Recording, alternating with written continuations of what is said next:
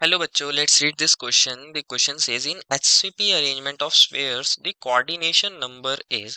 बच्चों इस क्वेश्चन में हमसे पूछा गया है कि हमारे पास अगर एचसीपी अरेंजमेंट होता है हमारे स्फेयर्स का, तो वहाँ हमारा कोऑर्डिनेशन नंबर क्या होता है। तो फर्स्ट ऑफ ऑल बात करते हैं इस क्वेश्चन में हमारे की कंसेप्ट की। की कंसेप्ट क्या होगा बच्चों, हमारे पास कोऑर्डिनेशन नंबर। कोऑर्डिनेशन नंबर क्या होता है बच्चों, हमारे पास नंबर ऑफ नियरेस्ट नेबर्स, उसी को बोलते हैं हम क्या, कोऑर्डिनेशन नंबर। कि हमारे पास किसी स्फेयर के या किसी एटम के नियरेस्ट वाले जो स्फेयर्स या एटम्स हैं वो कितने हैं।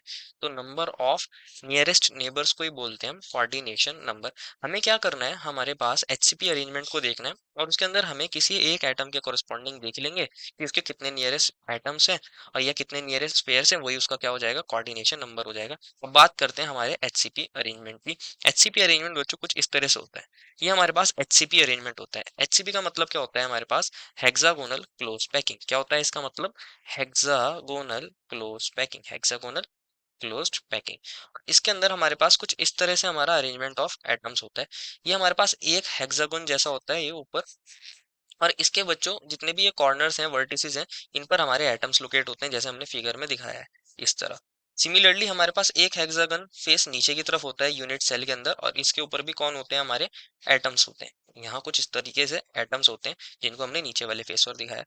और ये एक्चुअल में इस तरह कुछ ज्वाइन होते हैं, इस तरह ये ज्वाइन होंगे बच्चों, और ये वाला इसके साथ और ये वाला इसके साथ।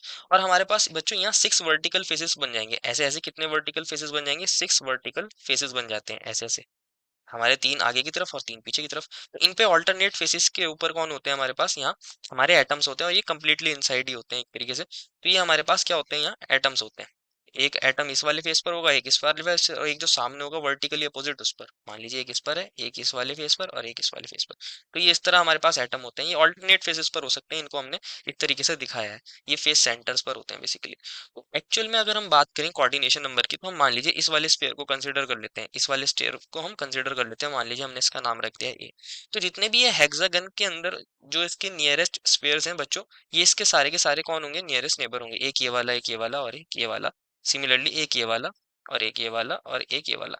तो इसके टोटल 1 2 3 4 5 6, ये बिल्कुल 6 जो है नियरेस्ट है।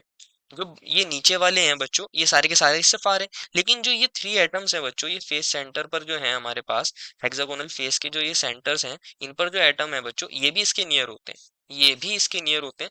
तो एक्चुअल में कितने होंगे, 6 तो हमारे हमारे हेक्सागोन प्लेन के अंदर हो गए। ये 7th है, ये 8th है और ये 9th है, और ये सभी इक्वल डिस्टेंस पर होते हैं। ये 7th है, ये 8th है और ये वाला 9th है। तो आप कहोगे सर कोऑर्डिनेशन नंबर 9 होना चाहिए, 9 नियरेस्ट नेबर है। एक्चुअल में ऐसा नहीं होता।